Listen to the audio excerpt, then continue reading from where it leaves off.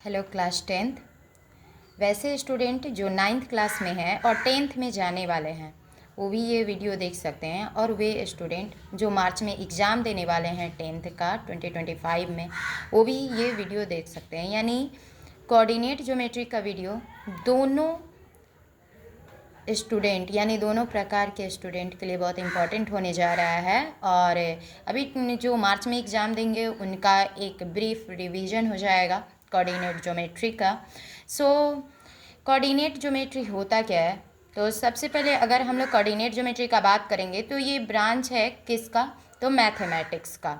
और ये मैथमेटिक्स का जो ब्रांच है इसको अगर हम लोग ऐसे समझे कि इसमें हम लोग ज्योमेट्रिक प्रॉब्लम को सॉल्व आउट करते हैं। और ज्योमेट्रिक प्रॉब्लम सॉल्व आउट किसके द्वारा करते हैं?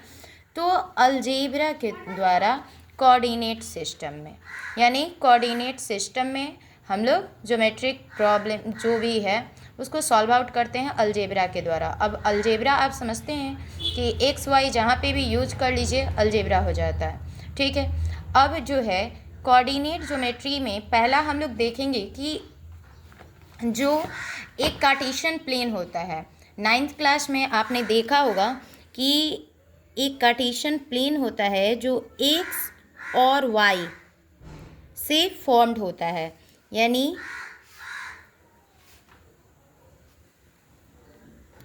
दो लाइन होता है जो एक दूसरे को इंटरसेक्ट करता है।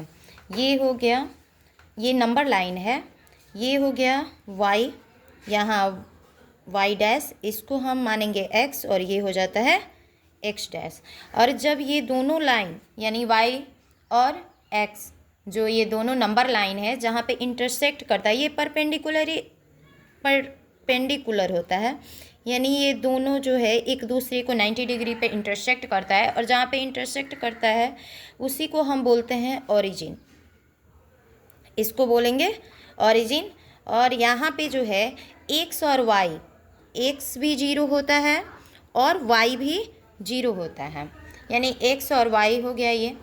अब यहाँ जो है इसको बोलेंगे, ये लाइन हो गया आपका एक्स एक्सिस, ठीक है, और ये हो गया आपका वाई एक्सिस। इतना तो आपको क्लियर होगा क्योंकि ये नाइन्थ क्लास में भी पढ़ाया जा चुका है और टेंथ वाले स्टूडेंट को मालूम है, इतना ये बेसिक है। और इससे क्वेश्चन बनने के भी प्रोबेबिलिटी है। मीन्स व्हाट, एक अगर पॉइंट दे दिया जाता है, जैसे एक्स एक्सिस का पॉइंट दिया जाता है और वाई एक्सिस का नहीं दिया जाता है, तो उसके बाद यहाँ पे वाई एक्सिस को फाइंड आउट करना रहता है। तो ऐसे प्रॉब्लम्स भी 1 मार्क्स में आते हैं और ये आपका एग्ज़ाम और भी उससे बहुत ज़्यादा इम्पॉर्टेंट हो जाता है। फिर हम ये देखेंगे कि ये जो वाई एक्सिस है, एक्स एक्सिस है, जो एक दूसरे को परपेंडिकुलरली इंटरसेक्ट करता है ओरिजिन पे। ओरिजिन का वैल्यू होता है 0 0 क्योंकि दोनों।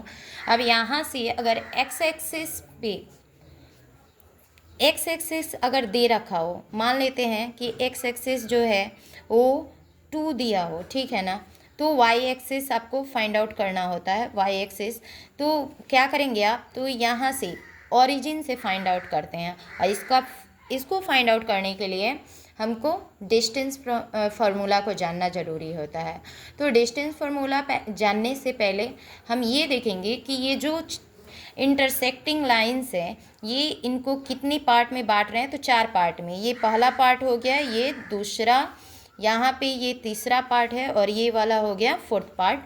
तो फर्स्ट पार्ट में क्या होता है ना कि एक्स एक्सिस और वाई एक्सिस दोनों पॉजिटिव होता है। यानी ये है एक्स तो ये भी पॉजिटिव होगा और ये वाई है ये भी पॉजिटिव होता है। लेकिन जब हम सेकेंड क्वाड्रेंट में आते हैं, इसको क्वाड्रेंट बोलते हैं, जब सेकेंड क्वाड्रेंट में आते हैं तो एक्स एक्सिस, पहले हम लोग एक्स एक्सिस को ही लिखेंगे। एक्स एक्सिस जो होता है वो नेगेटिव हो जाता है सेकेंड क्वाड्रेंट में, बट वाई एक्सिस जो है वो पॉजिटिव रहता है। थर्ड क्वाड्रेंट में एक्स भी नेगेटिव होता है, वाई भी नेगेटिव होता है। फोर्थ क्वाड्रेंट में क्या होता है कि एक्स पॉजिटिव होता है लेकिन वाई क्या हो जाता है, नेगेटिव हो जाता है। तो आई होप कि आपको इतना बेसिक जो है ये क्लियर हो चुका होगा। अगर बेसिक क्लियर हो गया है तो अब हम लोग डिस्टेंस फार्मूला की तरफ चलेंगे कि कैसे हम फाइंड आउट करेंगे कि सपोज करते हैं एक्स और वाई दिया हुआ है इस फर्स्ट क्वाड्रेंट में, तो वहाँ से डिस्टेंस कैसे निकालें किसी भी चीज़ का, इसको यूज करने के लिए हम डिस्टेंस फार्मूला को पढ़ेंगे। सपोज कर लीजिए कि एक कार्टेशियन प्लेन है, ठीक है।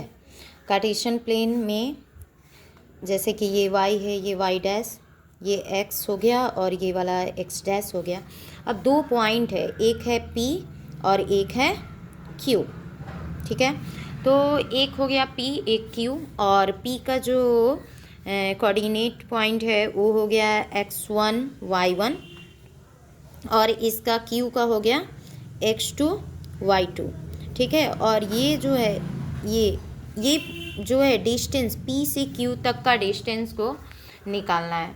तो P से Q का जो डिस्टेंस निकालना है उसको कैसे निकालेंगे, तो एक चीज़ हमेशा ध्यान में रखिएगा, जो डिस्टेंस होता है ना वो हमेशा पॉजिटिव होता है, यानी दूरी कभी भी नेगेटिव नहीं होता है, पॉजिटिव होता है। सो PQ इक्वल टू क्या करेंगे हम, रूट अंडर ये जो डिस्टेंस है मॉड्यूल में हमेशा होगा।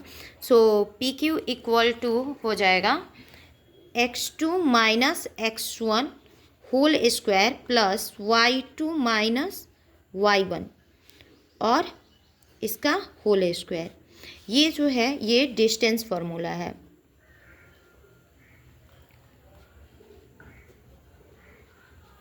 ये डिस्टेंस फार्मूला है। तो आई होप कि आपको इतना समझ में आया होगा।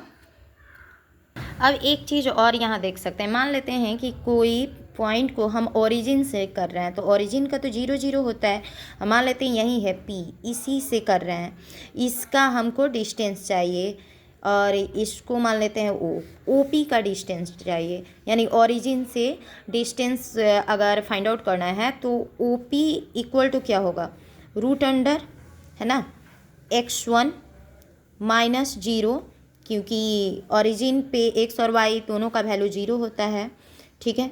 प्लस करेंगे, अब यहाँ पे क्या करेंगे, y1 ये स्क्वायर हो गया, y1 माइनस 0 होल स्क्वायर, यानी ये हो गया आपका, यानी डायरेक्ट अगर कहा जाए तो ओरिजिन पे क्या होता है कि जो एक कोऑर्डिनेट दिया रहता है ना x1 whole square plus y1 whole square, यानी ये कोऑर्डिनेट का, या ऐसे भी बोल सकते हैं OP equal to X square plus Y square, ये ओरिजिन से डिस्टेंस फाइंड आउट हो जाएगा।